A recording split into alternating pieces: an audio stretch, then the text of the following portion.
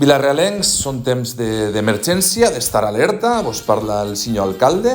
He decidit, després de 2 dies, que no ha plogut res, ni gota, ha sigut un poc decepcionant, ho reconec, suspendre demà les classes a Trecamí per als xiquets i les extraescolars, esperem que ploga, perquè si no s'aixina, suspendrem al dia següent i a l'altre fins que ploga en condicions.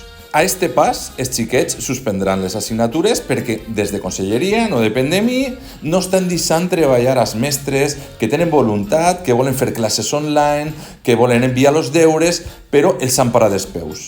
Però estic molt orgullós, i n'hi ha que treure pit. El servei municipal públic de iaios, abuelos, abueles, està funcionant a ple rendiment, donant servei per a quedar-se en els netets, ja que els pares tenen que seguir treballant.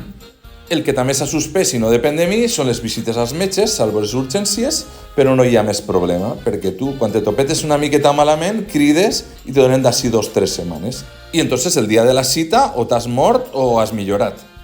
Al final són tot avantatges poder quedar-te en casa, menys el cost de l'energia, que òbviament se dispara, però lo gustet que s'està, perquè ploure no plourà, però fresqueta fa.